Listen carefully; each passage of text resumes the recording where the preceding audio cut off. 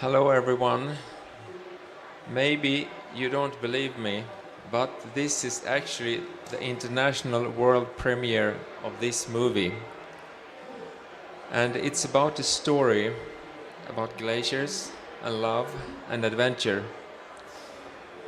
2.5 years ago, my friend Oskar Kihlborg, he was the first Swede on Mount Everest, so he's a kind of adventurous guy. He asked me, Eric, can you save a glacier? And I started thinking, I've been working with glaciers as a glaciologist for decades. So I thought, well, I know that they have been trying in the Alps, in the Himalayas, and also in North America. So they took these fossil-based sheets, flew up with helicopters to save the glacier. Yeah, you realize the irony, right?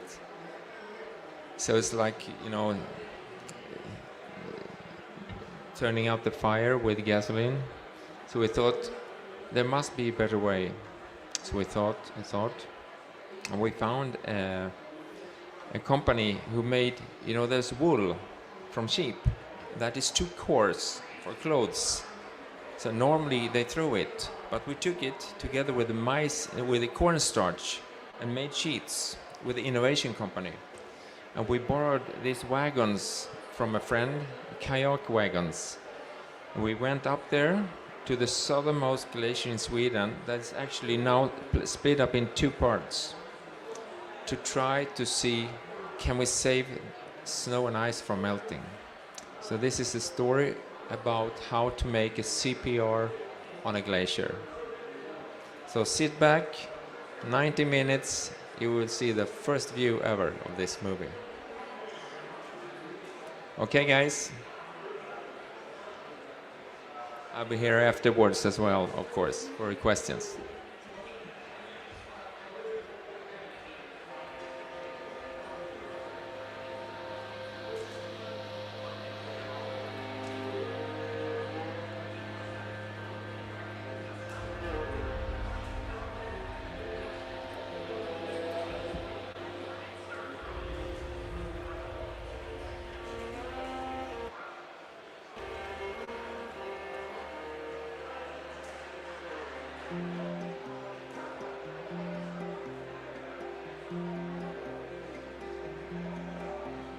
Glaciären som vi har valt då som undersökningsobjekt. Det finns ju kanske 250 glaciärer kvar i Sverige. Det fanns ju 300 stycken under 1900-talet, men 50 har faktiskt försvunnit. Det här är den sydligaste glaciären. Då är den extra utsatt för den här latitudeffekten. Sen är det dessutom så att den har delats i två delar. Vi har en del där uppe, en stor gryta. Den mår hyfsat väl. Men så har vi en lång tarm här som har blivit avsnörd.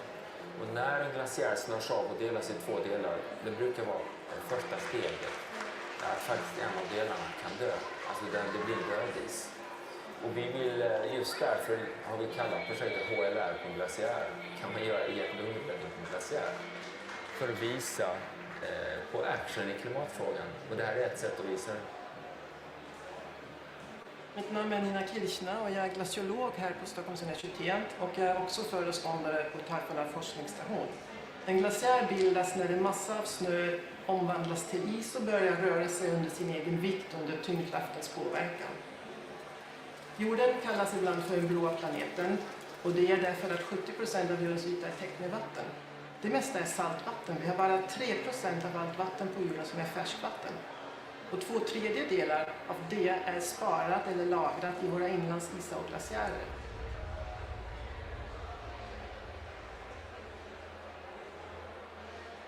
Nej, men det känns overkligt att vi verkligen står här nu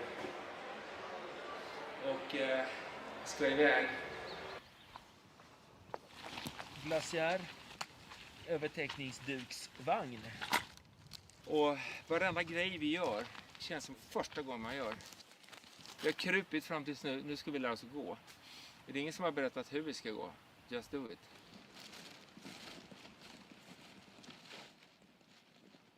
Jag tycker att det är lätt att prata om klimatförändringar. Jag är nog lite mer så att jag vill faktiskt göra saker och ting.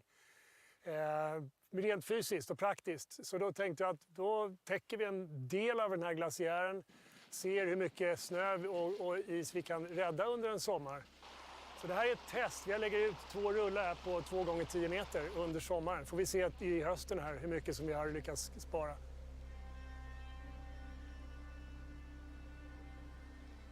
Man kan ju tycka att det här är ett fånigt projekt, men det vi vill visa på effekten av den globala uppvärmningen, det är en större fråga. Många känner sig handlingsförlamade. Kan man göra någonting?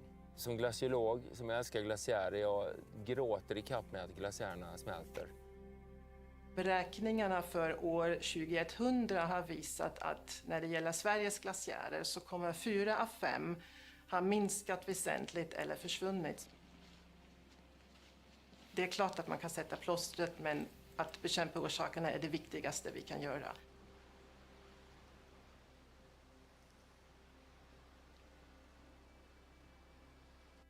Ja, 2 timmar till, lite plus.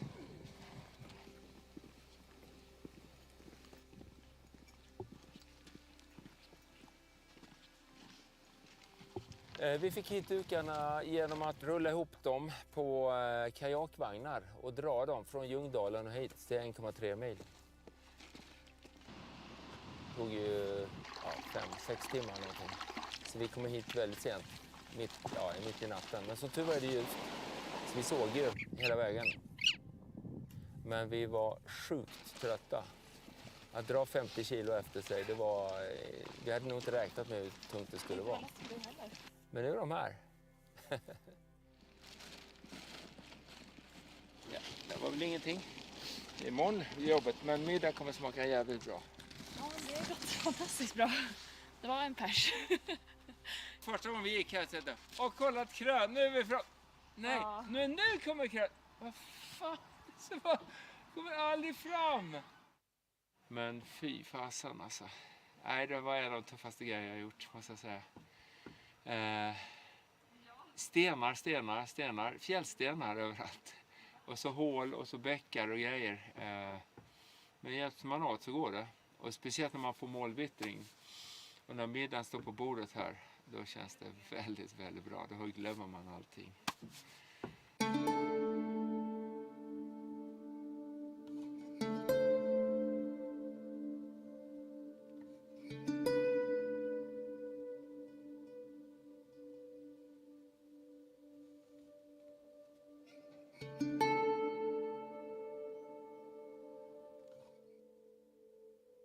Och jag har varit där uppe, jag vet att det är ganska fint. Vi kommer jobba på en glaciär. Där finns det alltid sprickor. Och i Sverige kan de bli max 25-30 meter djupa. Så man ska alltid vara inknuten. Och vi har skrivit på namn och personnummer och anhöriga i den här boken. Den ligger i toppen på min ryggsäck. Och där ligger också ett litet enkelt medicinkit. Och sen så går man nära en klippvägg. Som nu när solen ligger på så kan permafrosten tina och det kan bli stenar som faller. Så ja, ofta så händer ingenting. Men man ska vara beredd på det värsta, men vänta sig det bästa. Det brukar gå bra. Nu jävlar ska vi öppna ullrullarna på glaciären.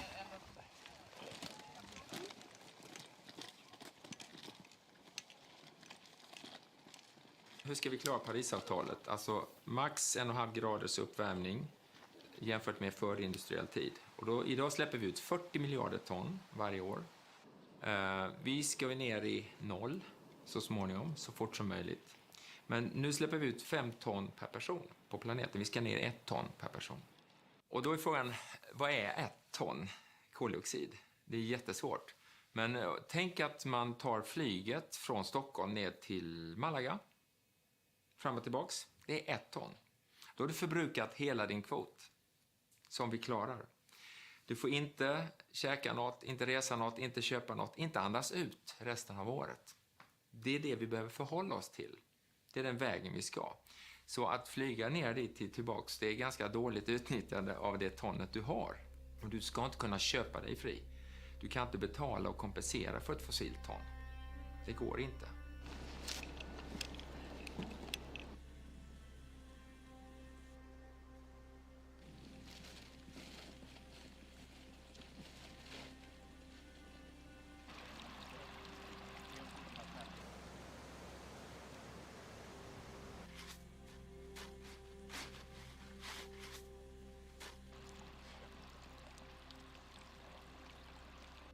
Vi har en dryg kilometer kvar. Sista biten är lite brantare nu bara, så att det kommer ta tid det också. Men det går bra. Klockan är bara 10, halv 11. Halv 11. Men alltså sprickorna, ser vi dem så går vi runt dem bara. För det är sprickor lite grann överallt. Det viktiga är att hitta en plan yta. Ja, och då går vi upp här, så ser du nu. Så har du nedanför Elsas fall precis här. Precis. Och sen om vi tittar höger så har du ju... Också en liten svacka där, va?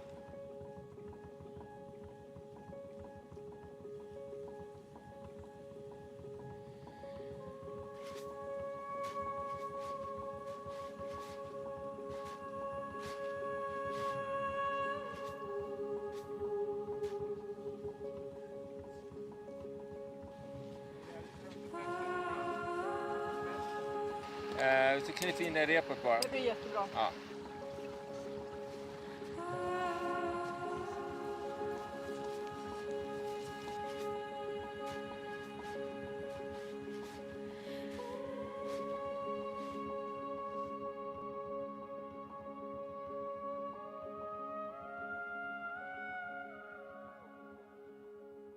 I den svackan kan det vara dåligt att lägga någonting. Så den här krönet sån här, det är en rygg som går så här. Så att vi lägger längs den här ryggen, ena halvan på den sidan, andra halvan på andra sidan. Så att när det kommer nederbörd, då rinner den av. Inte stannar på presenningen. Det här är inga nya projekt. Det här har man gjort nere i Alperna och USA och Japan tidigare. Men just här och på den här breddgraden och på den här höjden så har det inte gjorts tidigare. Så det här är första gången i Sverige i alla fall som man gör det här testet. Och det är på utsidan. Men genom att regnet kommer uppifrån och du sluttar lite mer hit, så överlappningen, den bortre överlappar den nedre. Om du drar ner den där, Lisa, så ser du... Nu ser vi ihop dem så att vi får en riktig yta som ska hålla. Men det är 2 dukar som är 2 meter breda och vi måste ha 4 meter brett. Alltså måste man trockla med en ganska kraftig synål kan man säga, eller seglarsammanål. Ofta så använder man, när man ska täcka snö då i skidsystem och annat, så har man så här polypropylen och polyesterdukar som det är fossilbaserat. Men vi vill ju bort från det fossila som är orsaken till att glaciärerna smälter. Alltså har vi varit i kontakt med ett företag som gör de här. Det är ett innovationsföretag. Det består av ull, alltså överbliven grov ull, och PLA som är majsstärkelse. Så det är helt biologiskt nedbrytbart. Men det håller i ett antal år. Men skulle det gå sönder så är det ingen skada för naturen. Vi lägger stenar över i jutesäckar och sen så har vi bambupinnar. Inget aluminium eller järn utan bambupinnar. Så förankrar vi med linor här, så ungefär som en kassler. Och då kommer det här klara även starka vindar och regn och allt sånt där. Jag är lite trött på att vänta på politiker som är jävligt sena med att fatta beslut. För de är alldeles för fega, de är alldeles för mesiga helt enkelt. Det är bara att bestämma, rädda Östersjön, rädda den här planeten. Men då måste vi ta i med hårdhandskarna. Och jag är ingen expert, men jag försöker i alla fall. Och det här är, tycker jag i alla fall, ett projekt som visar att men vi provar och testar och ser. För om vi inte gör det här, då har vi ingen aning om det funkar eller inte. Hela poängen med projektet är att testa hur mycket smältning kan vi undvika bara genom att täcka. Alltså solinstrålning och det är avdunstning från snön också som man vill undvika. Och så jämför vi med ytan bredvid och här. Och så får det ligga hela sommaren och då får vi ett värde på hur mycket vi har skyddat glaciären från smältning. Alltså just den här biten. Jag tycker väldigt mycket om Eriks och Oskars projekt. Jag tycker det har en koppling till Taffela forskningsstation och den här kopplingen ligger i att man har ett frö som man nu kan jobba med. Erik och Oskar har gjort ett experiment på Helax glaciär och nu har de resultat. Om man redan har svaren från början så är det ingen forskning. En viktig fråga när vi håller på med det här projektet, även om vi bara ska testa det här, det är ju att vi faktiskt har tillstånd att göra det här. Och kanske inte så mycket från Länsstyrelsen, för det är ingen större miljöpåverkan det här projektet, men från rennäringen här uppe. Och renarna kommer ju upp här på sommaren för att svalka sig på glaciären. Ett problem som man har här uppe med rennäringen, det är ju också att det är lite för mycket turister och skogsavverkning, och det Det är någonting som jag gärna vill belysa, att vi kanske håller oss till lederna, att vi inte sprider ut oss, att vi inte går fram och tar selfies på renarna, utan att vi faktiskt är inne i samernas marker här och måste respektera det de håller på med och har hållit på med så mycket längre än vad vi har hållit på här uppe. Det ska bli spännande att komma tillbaka hit under sommaren och se hur det har gått där, för jag tror att det kommer bara dröja någon vecka innan det har börjat smälta upp runt omkring den här ull-PLA-duken här, så att vi får se. Det ska bli spännande att se.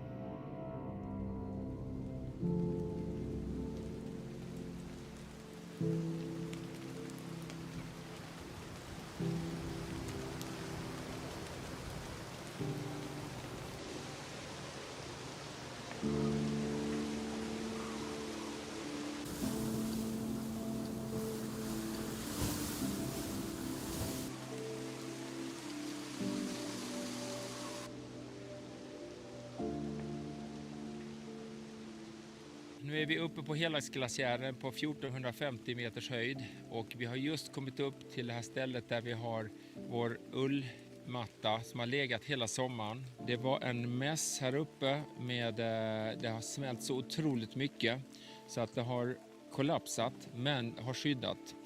Och vi beräknar med att det har skyddat kanske 3 till kanske upp till 4 meter smältning bara genom att ha legat här under sommaren.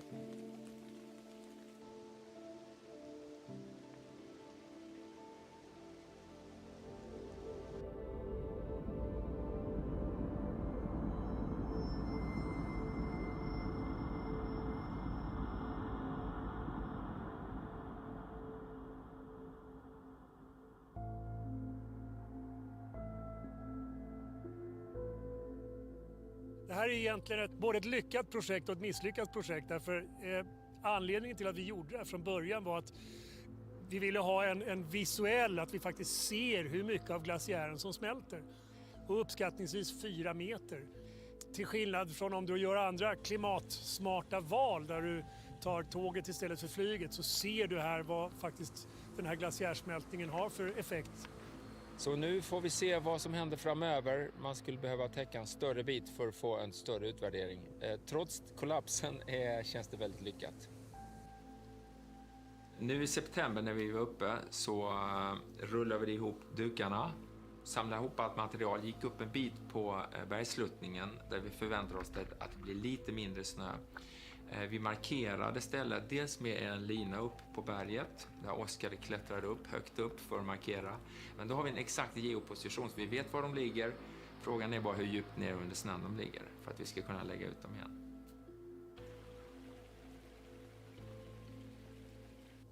Förhoppningen är att vi ska kunna utöka projektet och kunna täcka en större yta. Och då behöver man komma tillbaks till glaciären i slutet av ackumulationssäsongen någon gång i maj. Gräva upp dukarna, utöka till en större yta och lägga ut igen för en ny testperiod för att få bättre mätvärden än vad vi fick under den här första testet. I somras så täcktes glaciären på Helags med en ylleduk för att försöka minska avsmältningen. Wegen ein Stück des Helagsgletschers in Schweden vor dem Abschmelzen. Men har man då 50 kilo täckdukar efter sig, 1,5 to 2 meters thick. Så att i många delar av världen så är man beroende av smältning. Des glaciers reculent petit à petit comme celui de Helag. Precis som med alla nya projekt som görs så möts man av en del hyllar och så har vi skeptikerna också. Men det är ju en enorm tillgång, för det kan vara massa saker vi inte har tänkt på. Då får man försöka se dem med intellektuell hederlighet. Vad är det i den här kritiken som vi bör ta in för att göra det ännu bättre? Så kritik är det är bränsle för oss. Fossilfritt bränsle.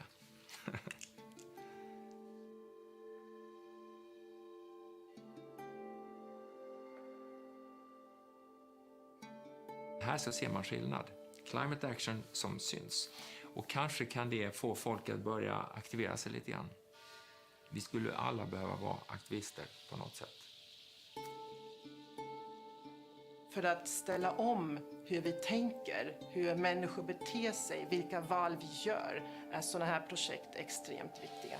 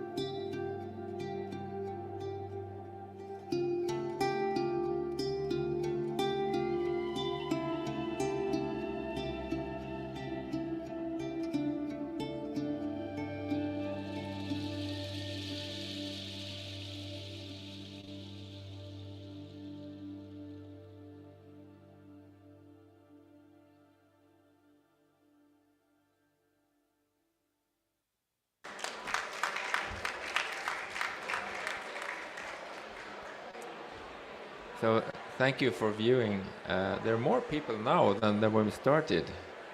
Something happened. I'm really happy to show this to you. There's a lot of feelings because it was such an effort to do this.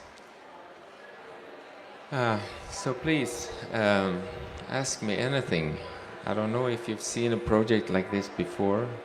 It's a scientific factor of it, and then it's just some kind of adventure, I don't know, to try to do something. But please, do you have a question?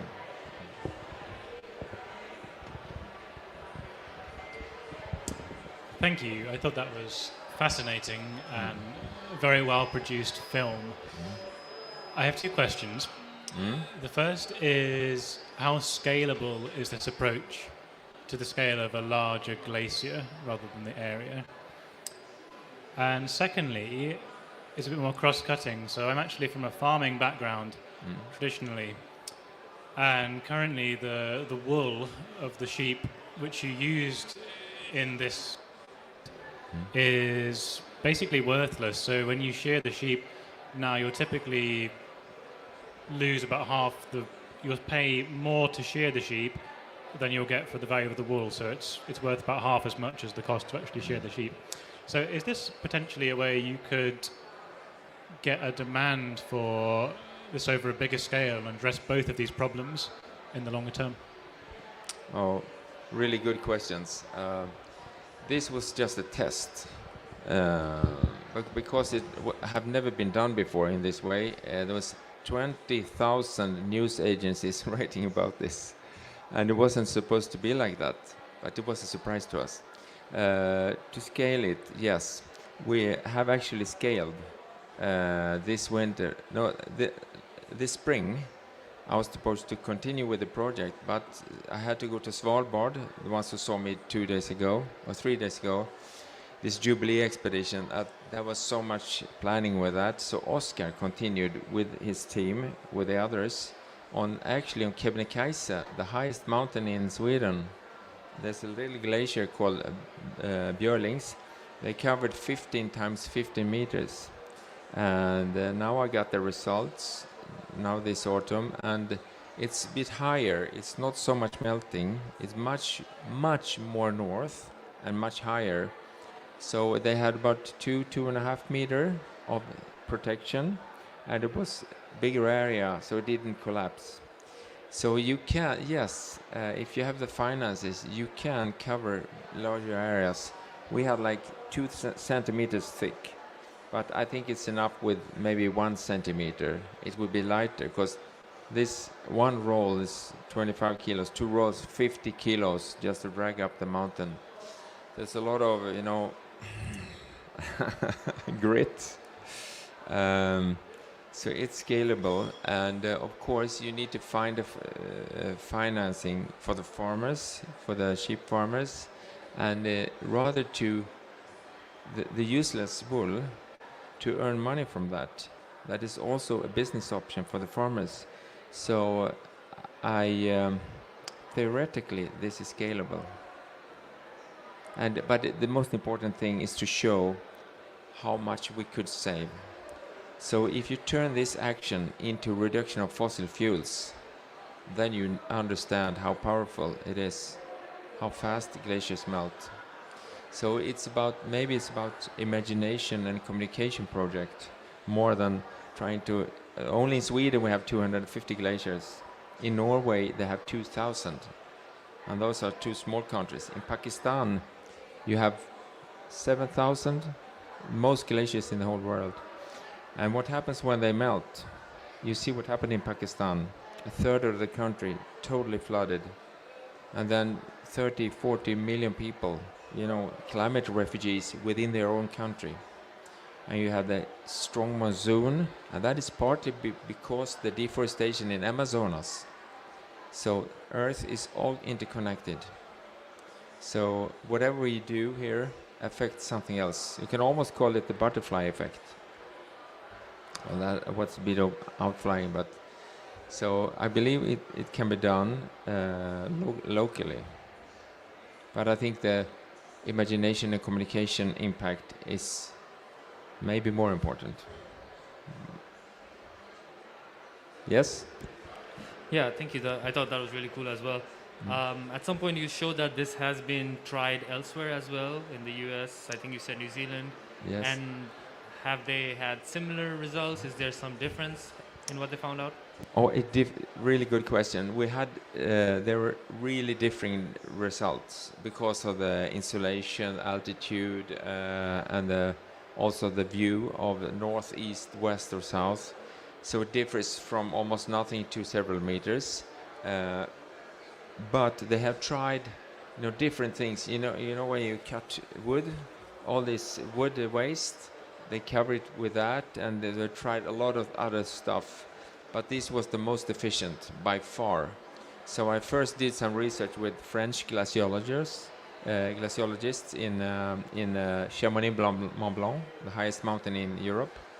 And from their experiences, we choose this option to cover with a sheet, but not fossil-based. But it all depends, but there are several meters. So if we lose, like this summer, many glaciers lost 3-4 meters during this summer in the Alps. If we can save that, we can reverse global warming. Isn't that a thrilling thought? So climate action can reverse global warming. Think of that. Think of the possibility.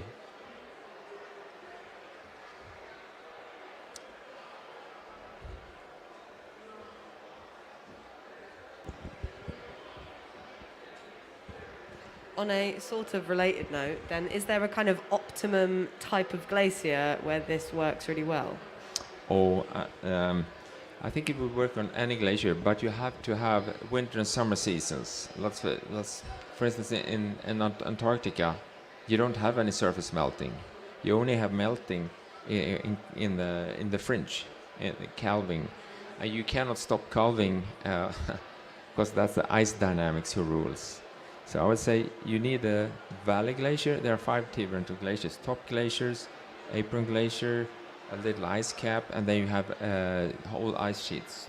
So it needs to be a valley glacier, and it needs to be a lot of melting during the summer. So I'd say tropical areas, the Alps, parts of Himalayas, for sure, I would say. So that it's my kind of a guess. If you look through the ice dynamics. I think on a related note or question, and this is a bit more philosophical, what are we actually aiming to achieve here? Do we want to protect the glaciers right now, keep them in sort of a net zero mass balance, or are we trying to regrow them? Or are we trying to kind of stabilize them so they're retreating slowly, so there's still water resources coming out of these things? Or I don't think there's really been a discussion about what the long-term goal here is in terms of protecting these environments and what that means for everything they produce downstream. Yeah, it's because, most people think of a glacier or something cold and dangerous. There are crevasses. I've fallen in crevasses, and it's no fun experience. It's dangerous, and you hurt yourself. It falls rocks. So what are those good for? In Sweden, we use it for hydropower. In Himalayas, there are 1.7 billion people totally dependent on the glacier melting in rivers like Indus, Brahmaputra, and Ganges. And that will rise to maybe 2 billion in maybe 15, 20 years. So now the glaciers, they are flooded by these glacier outburst floods. And look at Pakistan. That's just a hint of what will happen to many areas downstream. So that's catastrophe when they melt quickly, and when they are gone, maybe by the end of the century, many glaciers are gone.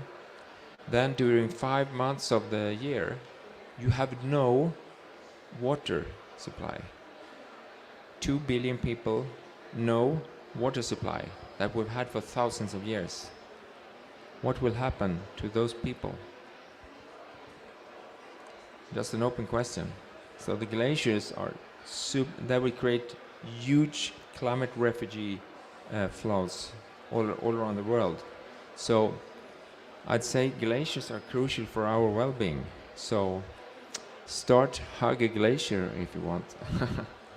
If it's possible, you have the long arms. Absolutely. So you gave a fantastic example there of the kind of conflicting sort of downstream impacts. So we have on one hand, if they melt too quickly, we have these floods. If they don't melt enough, we don't have enough water for drinking water or crops. So who sets this? Who should manage this? Should it be scientists? Should it be governments, policymakers? Like, what's your opinion on this? The glacier gods.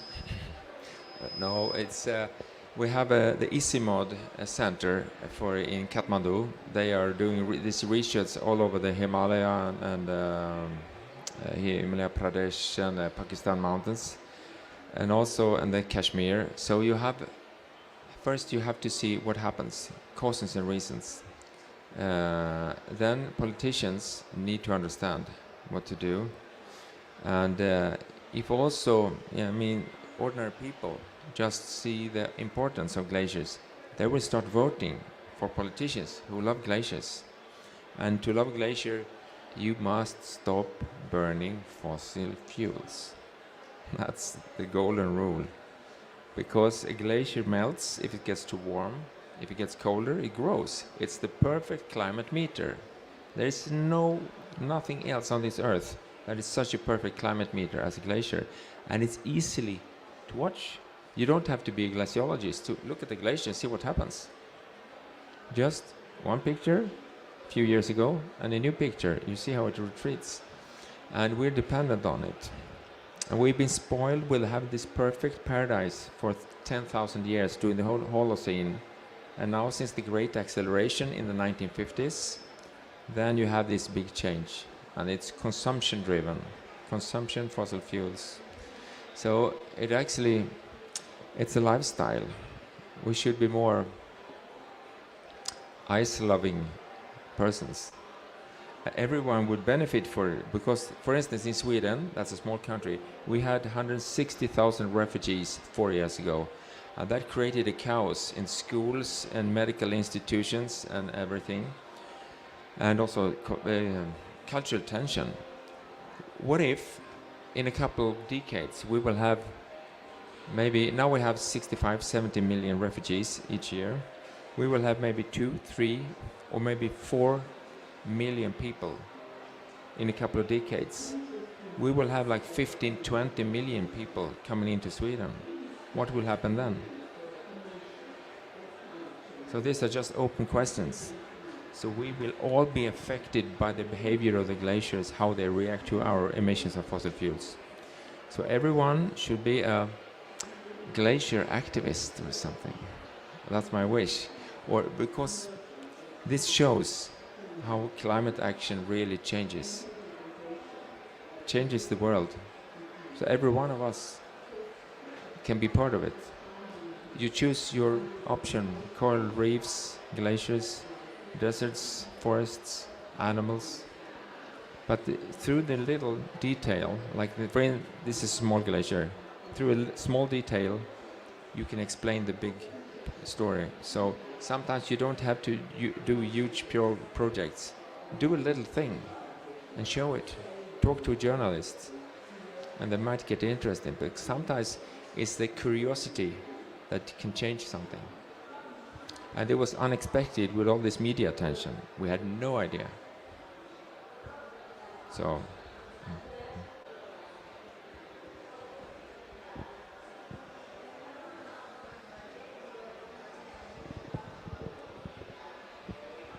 Are there any other questions? I will be here for a while. Normally I would run away, but I have actually some time, so I can be here, just mingle around, taking a beer or water. So thanks for your attention a lot. It was really nice for you to watch it, the premiere of the CPR on a glacier. And it is available on YouTube. So look for HLR på en glaciär. You choose just subtitles. You can choose Swedish and English. Both show English. Okay. So thanks a lot for listening. Yeah.